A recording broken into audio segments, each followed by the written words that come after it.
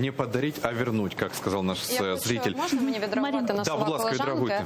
Власне, мені здається, що помилкове все-таки сприйняття того, що депутат чи депутатка мають бути глибоко фаховими в кожній темі. Тоді від нас реально не буде результату в жодній з тем.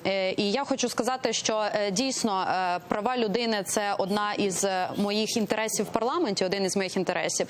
Це трошки більше про гендерну рівність, права жінок, але разом з тим, дивіться, в нас є пан Умєров, колега по парламенту, і я думаю, що голосом кримських татар має бути він, як представник. Це характерно, це нормально. Тобто він має повести весь парламент в напрямку питання відстоювання прав кримських татар.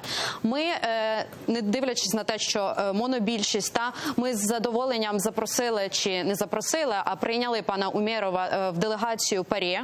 Тобто він матиме навіть міжнародну площадку для відстоювання прав кримських татар.